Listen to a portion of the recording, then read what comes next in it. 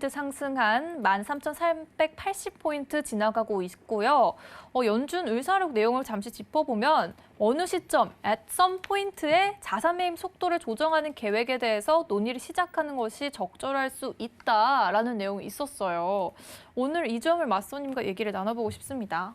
네, 일단은 같이 화면 보면서 좀 얘기를 해보죠. 네. 사실 전일 제일 중요한 부분이 화면 한번 같이 볼게요. 자, 제일 중요한 부분이 사실 확대를 해갖고 좀 얘기를 나눠보면은 자, 이 부분이에요.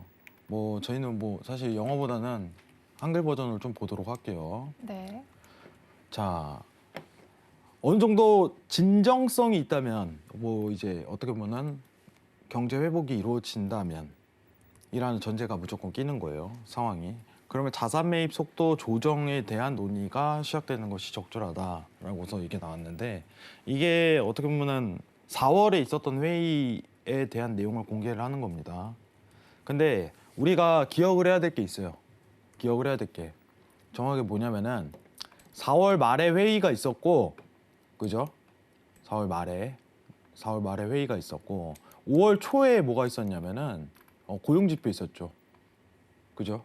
많은 그리고 이슈가 있었어요. 예, 5월 중순에 이제 물가 발표가 있었고, 자, 이 내용이 이때 나왔던 상황은요, 고용이 어느 정도 굉장히 회복치에 올라간 상황에서 나눴던 내용이기 때문에 사실 이러한 내용이 나온 거예요. 근데 회의 내용 이후에 고용 회복세 이제 둔화됐고 물가가 오르고 있고 이 상황 연출이 있기 때문에 사실 지금 전일 있었던 회의 내용은요, 그렇게 중요한 요소가 아니라는 점이에요. 지금 상황에선. 이때는 굉장히 중요했죠. 고용 수치가 굉장히 많이 올라간 상황이었기 때문에. 그래서 어떻게 보면은 옐런의 발언 이 부분도 굉장히 중요하게 됐었는데, 중요한 거는 나올 내용, 뻔한 내용만 나왔다 이렇게 평가하시면 좋을 것 같아요. 뻔한 내용만 나왔다. 네, 뻔한 내용만 굉장히 나왔다. 네. 자, 그리고 밑에 하단에 좀 보면요. 자, 테이퍼링 논의 시작보다도 중요했던 문구는 물가에 대한 평가였다라고 나오고 있어요. 물가에 대한 평가. 제가 다시 한번 여러분들 좀 기억을 하도록 하겠습니다. 자, 우리가 물가가 굉장히 중요한 이유는 뭐냐면은, 물가가 소비자 물가 지수가 계속적으로 오르게 된다면은, 기대 인플레이션 계속적으로 오르게 된다면은 출구 전략을 논의할 수밖에 없는 상황이에요, 사실. 그렇죠. 네. 자, 출구 전략이라는 건 뭐냐면 이제 돈 푸는 걸 줄이는 거죠, 사실상. 자, 물가가 계속적으로 오르고 있는데 이거를 계속해서 풀 수는 없단 말이에요. 시장이 지금 바라봤던 게 그런 관점이고. 굉장히 간단해요. 물가가 원래 원칙적으로 오르면은 출구 전략을 모색해야 되는 겁니다. 근데 물가에 대한 평가가 어떻게 보면 일시적인 상승이냐 아니면 어느 정도 달성을 한 거냐 이거 가지고 논쟁이 있다면은, 지금 미국의 중앙은행 연준은 굉장히 일시적일 것이다 라고 평가를 하는 거예요. 그 말은 아직은 출구 전략을 모색할 단계는 아니야 라고서 간단하게 좀 정리가 되는 거예요. 네, 일단은 회의록 내용은 이렇게 나왔습니다. 근데 우리가 다 알고 있는 내용이에요, 사실. 굉장히 의미가 없던 회의 내용에 대한 공개였죠. 일단은 지난주에 제가 회의록에 대한 내용을 일단은 보겠지만은 크게 집중할 만한 요소는 없네요 라고 했었던 게, 회의 이후에 이슈가 더 불거졌기 때문에 오히려 회의에 대한 내용 자체로 시장에 대한 변화 자체를 측정하기 굉장히 힘들 것이다 라고서 생각을 했어요. 그게 어제 드러났던 거고. 다만 우리는 또 이제 설명을 해야 되니까 시청자분들께, 회의에 대한 내용은 이렇게 나왔다. 테이퍼링에 대한 첫 언급, 출구 전략에 대한 첫 언급이 이루어졌다. 다만 중요한 요소는 아니다. 맞아요. 또 언급과 실제 발표는 큰 차이가 난다고 하셨잖아요. 그죠. 사실 이제 어느 적정선이 된다면은 이제 연준도 우리는 이제 출구 전략 모색할 것이다 할 때부터 시장의 반응이 굉장히 뛰어나게 나올 거예요. 그때까지 좀 대기를 하셔도 될 것 같고. 네, 이제 굉장히 간단하게 좀 설명을 해야 되는데, 저희가 이제 시장 상황이요, 사실 돈 풀어서 좀 올랐다라고 제가 많이 표현을 해요. 네. 돈을 그만큼 풀기 때문에 증시가 올랐다. 그렇기 때문에 출구 전략을 모색을 하면은 증시가 어떤 정도 내려갈 것이다라고 알고 있는데 실제 우리가 알아야 될 게 뭐냐면은 과거 사례에서 본다면은 잠시만요.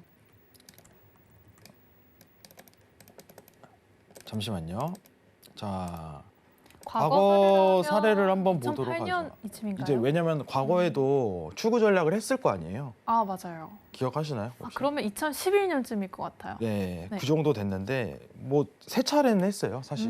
왜냐면 워낙 장기간 돈을 풀었다 줄었다를 반복했기 때문에 2008년도에는 이제 우리가 그때 리먼 브라더스 사태로 알고 있었는데 지금 차트 한번 보면서 얘기를 좀 나눠보죠.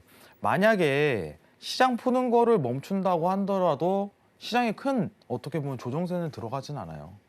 여러분 절대 무서워하지 말라는 거예요, 사실. 자, 워낙 지금은 이제 고점 랠리 부담감이 있기 때문에 다소 어떻게 보면은 하락 포인트가 일어난 거지만은 과거 2010년도에 이제 어떻게 보면 QE 이제 돈 푸는 거를 좀 줄여 나가는 행동을 할 때마다 증시의 조정 모멘텀은 항상 일어났지만 이게 빅쇼트적인 어떤 엄청난 하락을 일으키는 요소는 아니었어요. 다만 이 어떤 모멘텀에 대한 구간에 대한 기억만 해야겠죠. 이때 상황. 뭐냐면은 상승은 굉장히 제한적이라는 거예요. 당분간. 당분간입니다. 상승은 굉장히 제한적이다. 그렇다고 하방으로 엄청난 슈팅을 일으킬 만한 그런 이슈는 아니라는 점입니다. 아, 높게 오르지만은 않을 것이고 그죠. 유지 정도를 할 거라는 말씀. 우리가 사실 지금 기억하시는 게 시청자분들 이 2020년도 이제 코로나19 이후에 증시의 상승이 일어났던 게 어떤 유동성에 의한 시장이다 이렇게 평가를 하잖아요. 네. 돈을 그만큼 풀기 때문에. 그 돈 푸는 거를 줄인다면은 어떻게 보면은 상승에 대한 제한적인 어떤 브레이크는 걸리는 거죠. 다만 그 돈 푸는 걸 없앤다고 한들 줄인다고 한들 다시 엄청난 하락으로 일으킬 만한 요소는 아니라고 봐요. 이게 어떻게 드러날 거예요. 이렇게. 그래서 너무 겁먹지들은 마시고 지금 봐야 될 거는 과거 사례에서 어떻게 보면은 증시의 조정 모멘텀이 약조정이 일어났을 뿐이지 큰 엄청난 하락에 대한 이제 스타트를 만들어내진 못했다. 아, 네, 이렇게 평가하시는 게 좋아요. 유튜브에 위에 매물이 많지 않나요? 이런 질문이 들어왔어요. 매물에 대한 평가 위에 매물이요? 네, 위에 뭐 매물이 많이 있는 게 아니냐. 이게 지금 표현이 좀 이상해갖고 좀 정확하게 써주시면 제가 답변을 한번 드리도록 하는데 네. 고점에 대한 부담감이 있지 않나요? 좀 이렇게 해석이 되는데 음, 고점에 대한 부담감 확실히 있는 자리죠. 왜냐면 돈을 유동성으로 끌어올린 증시에 대한 상황을 유동성이 끊긴다면은 고점에 대한 부담감으로 어떤 하락에 대한 조정세는 드러날 거라고 보고 있습니다. 근데 이제 제일 중요한 게 이거죠. 지금 현 시점이 어떤 시점이냐. 네. 사실 그것 때문에 이거 보는 거잖아요. 안 그래요? 이번 주에 있었던 이슈가 뭐였냐면은 사실 최근에 있었던 이슈가 이제 기대 인플레이션 2.5% 수치값 도달 이거였는데 네. 이게 제일 사실 이슈였어요. 잠시만요. 자, 여러분들 좀 재밌는 얘기를 좀 해볼게요. 자, 지금 차트를 좀 한번 보고 있는데 지금 파랑선 보이실 거예요. 파랑선. 이게 지금 2.5%를 돌파했는데 이게 보이시죠? 최고치가 이제 2.52%였어요. 18일 날 이제 전전일이죠. 한국 시간으로. 이 수치값을 기억을 해야 돼요. 2.55%라는 수치값을. 사실 시장에서 조금 이제 출구 전략을 모색할 단계가 아니야라는 목표값이었어요. 이게. 이게 그렇죠. 난데없이 돌파를 해버렸네. 네. 연준에서는 괜찮다고 일시적인 현상이야라고 얘기를 하고 있고 지금 보고 있는 수치가 이겁니다. 물가 여러분들이 보시는 이제 외신에서 보는 물가 있잖아요. 그게 이 기대 인플레이션 파란색 선이에요. 많이 올라갔어요. 네, 많이 올라갔죠. 뭐 사실 돈을 푸니까 어쩔 수 없는 현상이에요. 자, 간단하게 좀 정리를 해볼게요.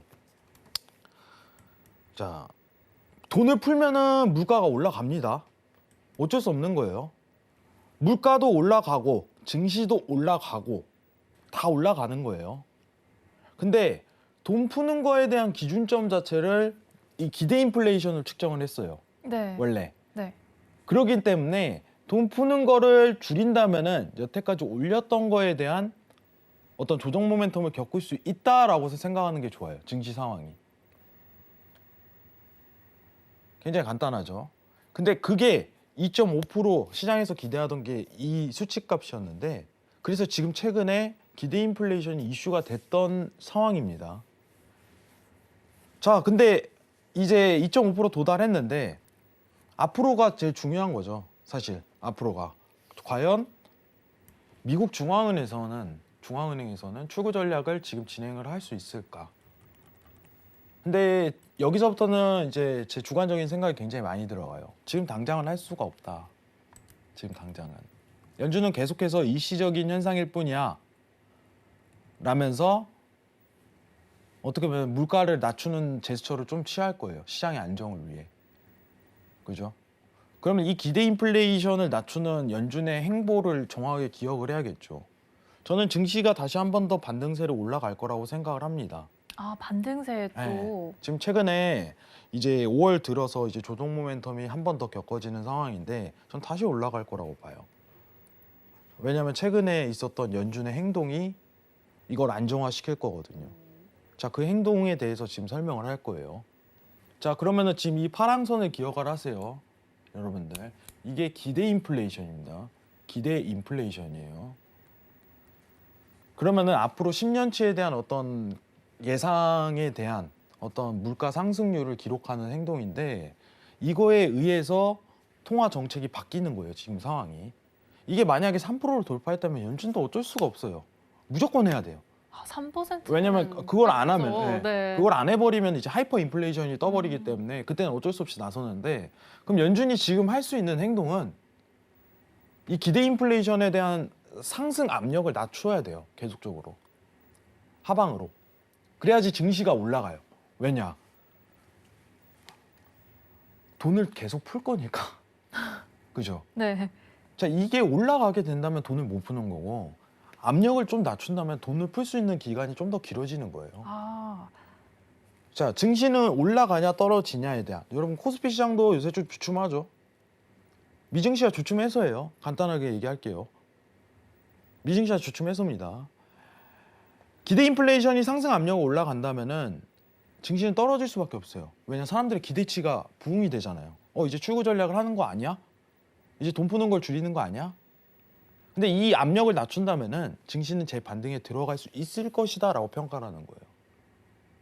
그러면은 우리가 보고 있는 구간이요, 이 파란색 선이요, 이 하방으로 압력선이 내려가야 돼요. 물가 상승률이. 그래야지 증시는 올라가요. 지금 상황에선. 자, 그러면은 여기서 이제 집중을 좀 해봐야 돼요. 자, 이 기대 인플레이션은 어떻게 구하는 걸까요? 앵커 혹시 기억하시나요? 네, 웃음으로 좀 모면하려고 그러는데 실질금리 관련한 그런 공식 아니었나요? 네, 지금 여기서 힌트가 있는데 지금 이 화면에서 힌트가 나와요. 저희가 이제 화면 한 번만 더 볼 수 있을까요? 이 파랑선을 구하는 공식이에요, 여러분들. 이 파랑선을 구하는 공식.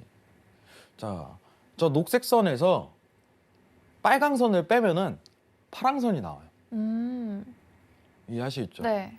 제가 지난주에도 설명드렸는데 굉장히 왜 중요하냐면은 이게 지금 연준에서 하고 있는 행동이에요. 이걸 기억을 해야 돼요, 여러분들. 자, 보세요. 자, 파랑선이 기대 인플레이션이라고 제가 얘기했죠. 파랑선이. 네. 예. 자, 이 녹색 선이 뭐냐면은 우리 매번 얘기하는 10년물 국채 금리입니다. 10년물 국채 금리. 네. 10년물 국채 금리. 국채 금리입니다. 국채 금리. 자, 이 빨강 선이 하이라이트예요. 지금 상황에서. 이게 10년물 물가 연동 국채예요. 물가 연동 국채 금리입니다.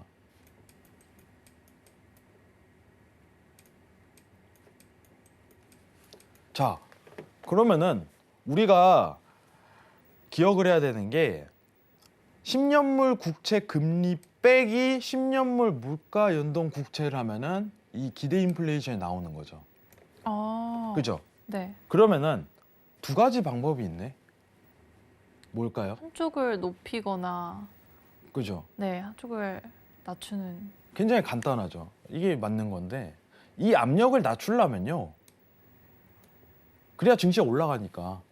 이 압력을 낮추려면 이게 내려가든가. 맞죠? 네. 이게 올라가든가죠. 이 둘 중 하나 아닌가요? 시청자분들 기억하시기 바랍니다. 이게 굉장히 중요해요.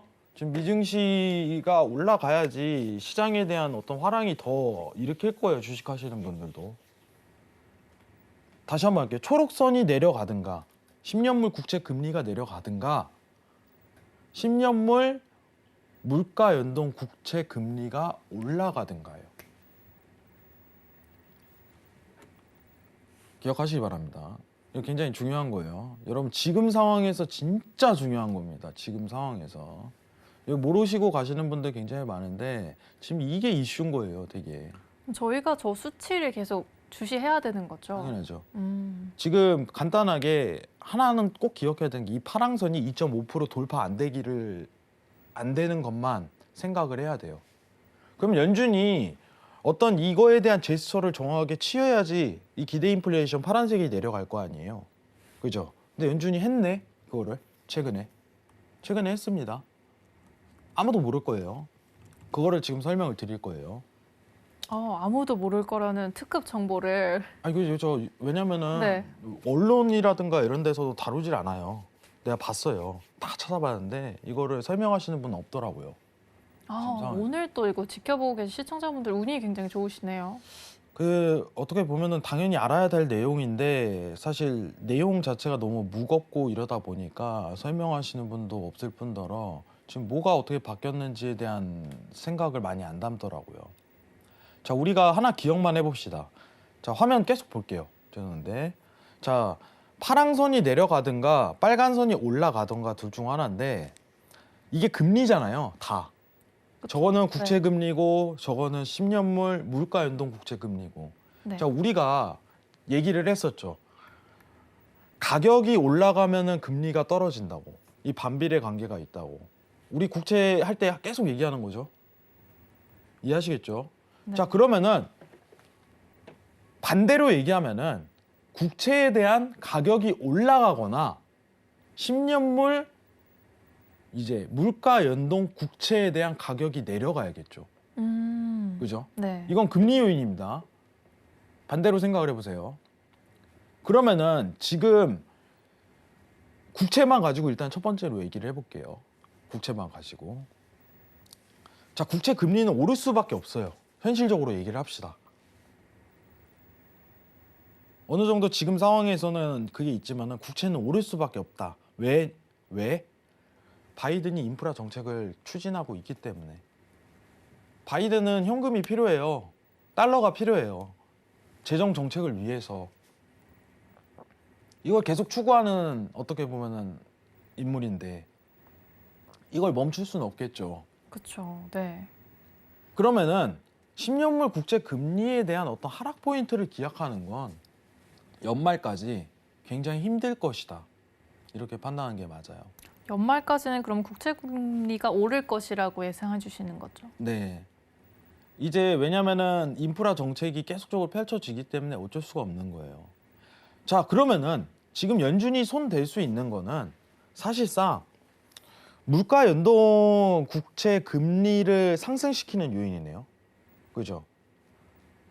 그러면은 이거에 대한 가격 하락을 일으켜야지. 국채 금리는 10년물 물가 연동 국채 금리, 쉽게 얘기해서 팁스예요. 팁스에 대한 금리는 상승할 거 아니에요. 네. 그죠? 그래서 연준이 최근에 어떤 행보를 바꾸고 있습니다. 채권에 대한 매입 구조를 바꾸기 시작했어요. 기존이랑 다른 방향성으로 가는 거죠. 다르진 않은데 음. 일부 변화만 조금씩 꾀하고 있는 거예요.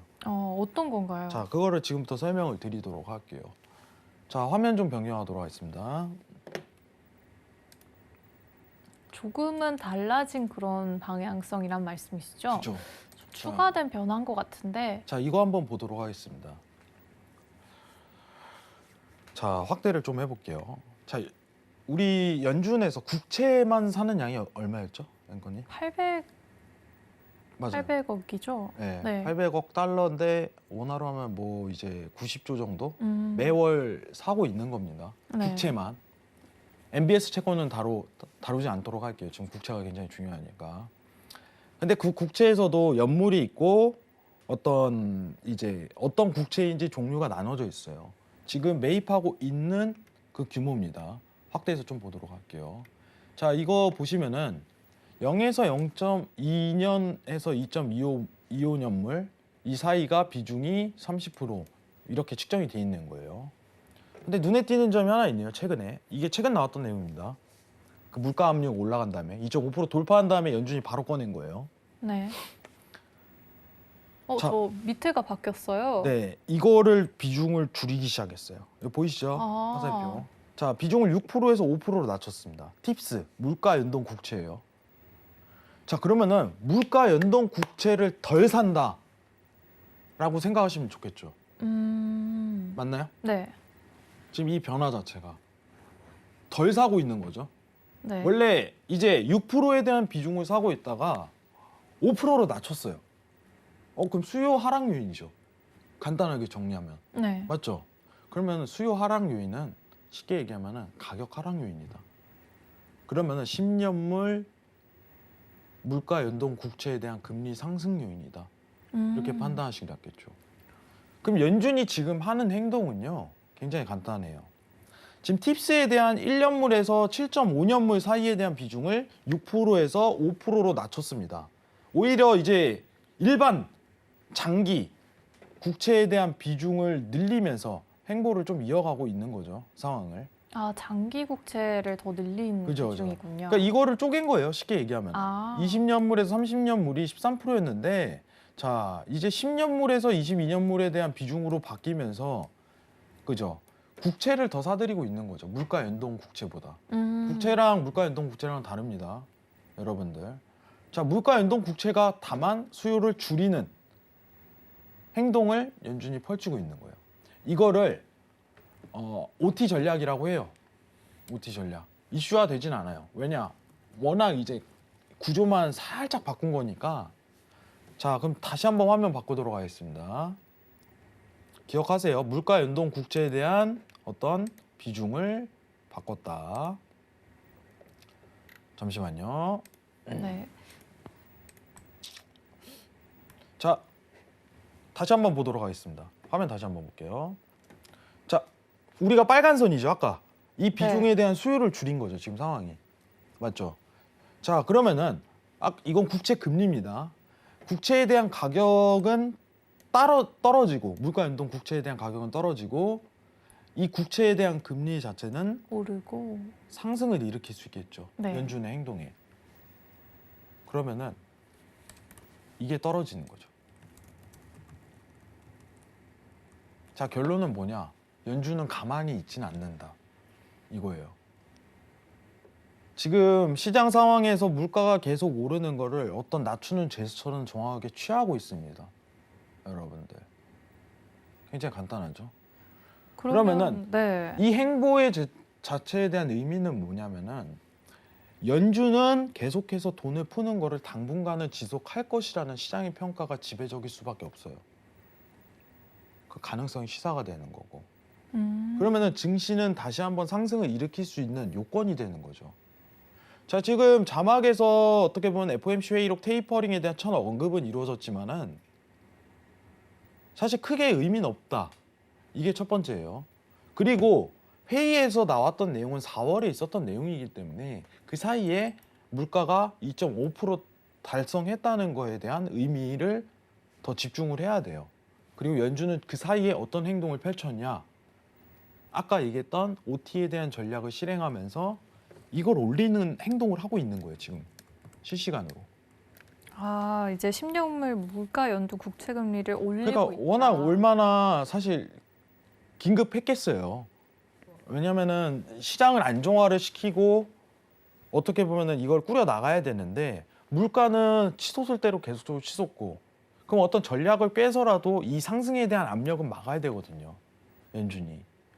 그러면은 지금 할 수 있는 수단은 국채 금리에 대한 10년물 국채 금리에 대한 하락 포인트를 일으키는 것보다 물가 연동 국채에 대한 매입 비중을 바꿈으로써 그죠? 네. 수요를 어떻게 보면 줄어들이면서 금리를 상승시키는 요인으로 기대 인플레이션을 눌러 막겠다는 거예요. 그럼 당분간은 어떻게 보면은 증시에 대한 상승 랠리가 다소 이어갈 가능성이 굉장히 높은 시점이다라고서 평가하는 게 맞을 것 같아요. 증시에 대한 상승 랠리를 이 공식을 통해서 설명해 주신 거죠. 그죠, 그죠. 음. 기억을 하시라는 거예요. 자, 차트 잠깐만 보고 갈게요. 잠시만요. 아직 넘기지 말았어요. 시청자분들이 지금 아주 잘 듣고 계세요. 아, 지금 진짜요? 메모를 하고 계세요. 메모예요? 네.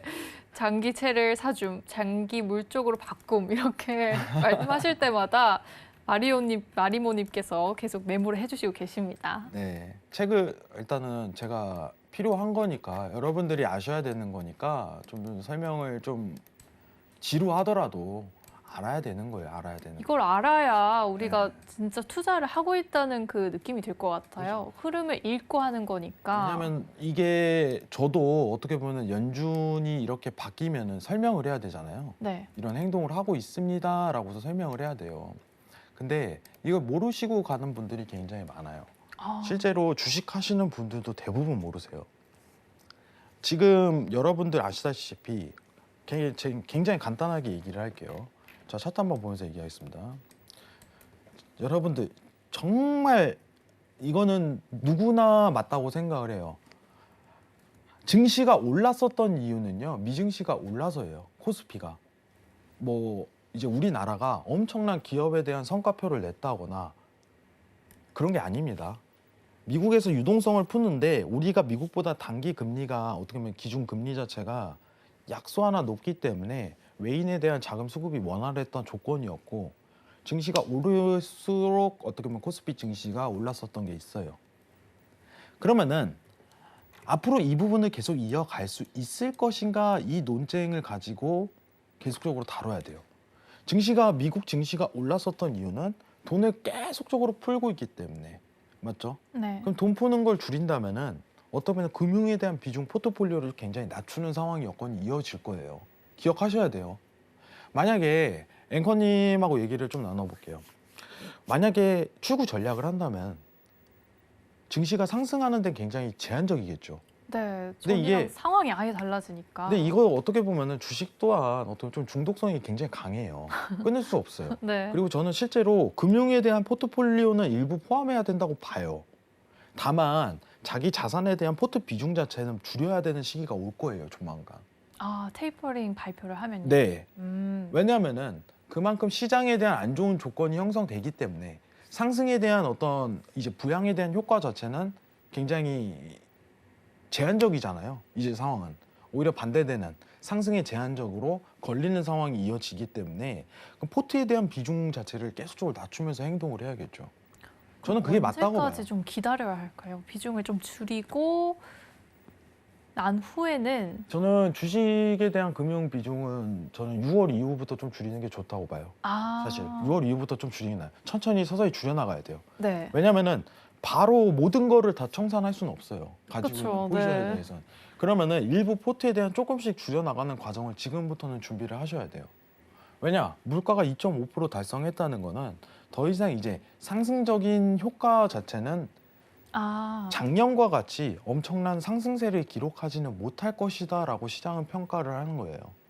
또 질문이 또 들어왔는데 네네. 10년물 국채금리의 상승폭을 어느 선까지 용인하게 되는 건가요? 10년물 국채 금리에 대한 상승은 지금 시장 상황에서 2%까지는 용인하고 있어요.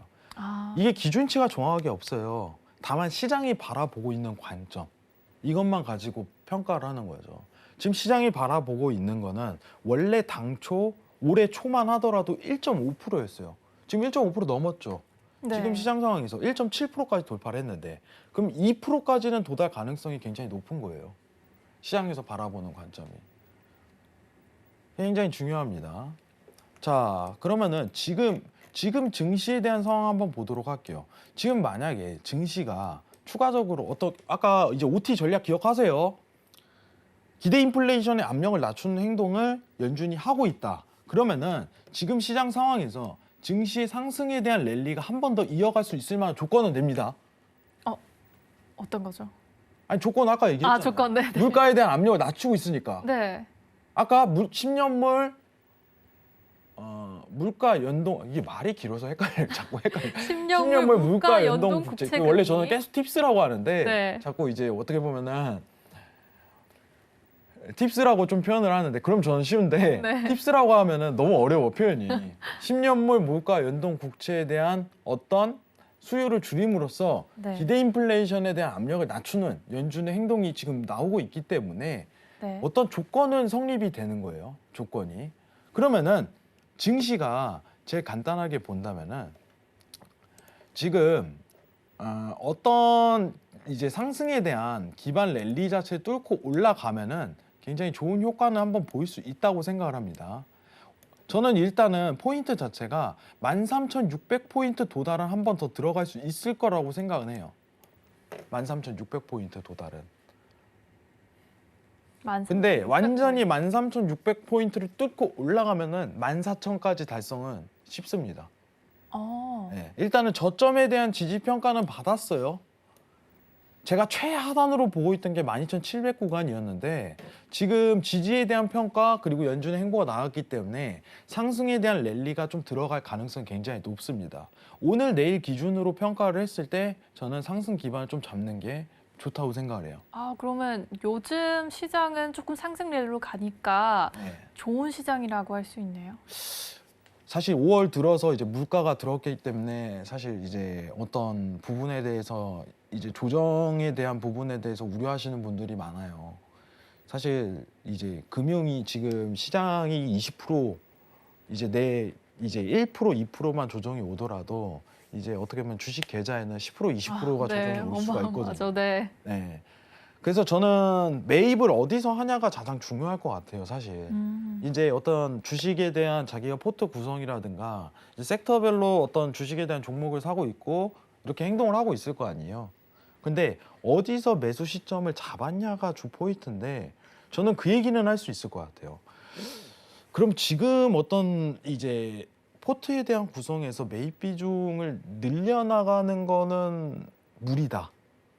늘려나가는 거. 아, 자기 이제 자산에 대한 포트 비중에서 주식에 대한 비중을 늘려나가는 거는 저는 무리가 있다고 봐요. 추가는 지양하라고 네, 하시죠. 추가는 좀 제한하라 이렇게 평가를. 왜냐면요 지금 상승 랠리가 올라가더라도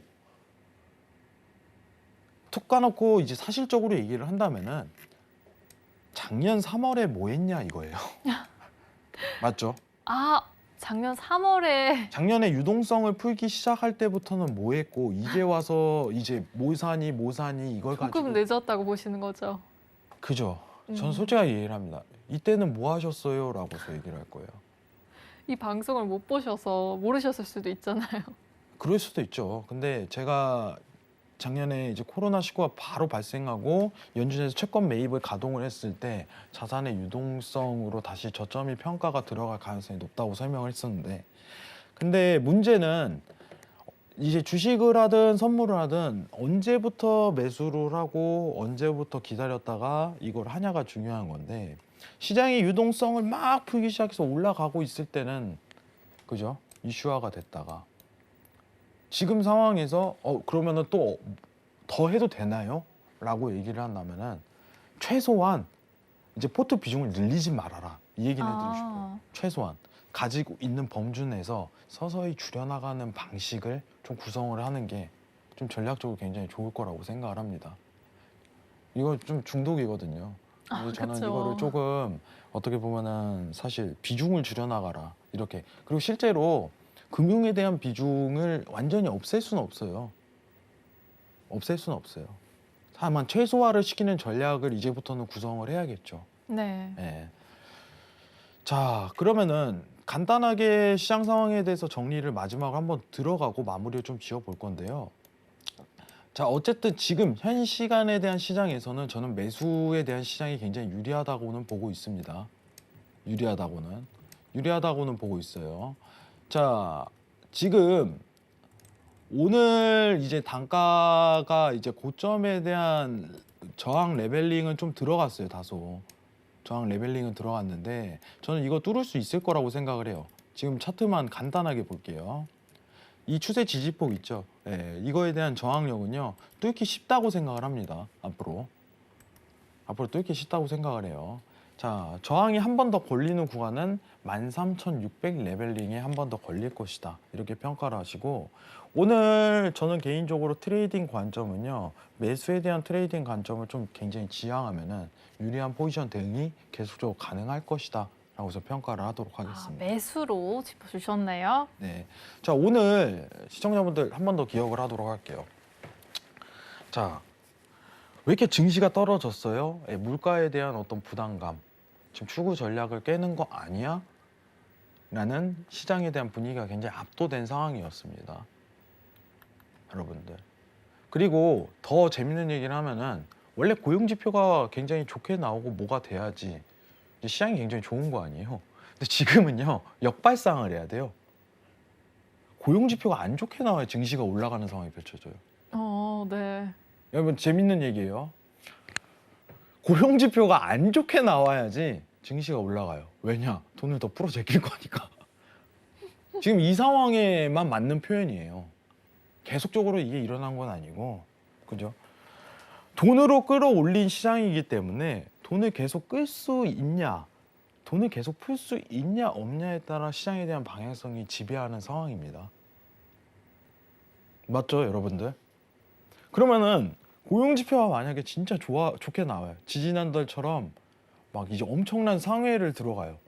그러면은 시장은 우려하는 거야. 이제 돈 푸는 거 줄이겠네 하면서 증시가 내려가 버리는 상황이 펼쳐져요. 네. 굉장히 기억하셔야 됩니다. 고용지표, 소비자 물가지수 좋게 나오면 안 돼요. 그럼 증시가 안 올라갑니다. 왜냐? 돈 푸는 걸 줄여버리니까. 굉장히 간단한 이치예요. 지금 시장에만 맞는 표현이라고 저는 얘기를 드릴게요. 지금 시장에만 맞는 표현이다. 왜냐? 추구 전략에 대한 논의라든가 이슈화가 불거졌기 때문에 꼭 기억하시기 바랍니다. 뭐 어쨌든 지금 오늘 날짜로 이제 5월 20일인데 이제 조만간 또 있으면 1, 2주 있다 보면 또 고용지표 발표가 들어가잖아요.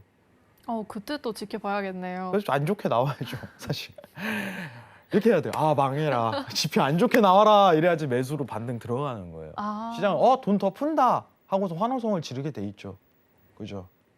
아무튼 오늘 매수에 대한 장 트레이딩 이 부분만 좀 집중하시고 자세한 거는 제가 이제 어떻게 보면 노란토에서 좀 한번 계속적으로 설명을 드리는데 새로운 내용이 나오거나 이슈 됐을 때 그때 1시간 동안 제가 자세하게 풀어요. 많은 소통 나누고 있는데 앞으로 오늘 같은 내용 있죠. 저는 미리 다 얘기 드렸어요. 이런 부분에 대해서 먼저 얘기 나눌 수 있는 시간 되도록 하겠습니다. 많이 들어오세요. 이상입니다. 네.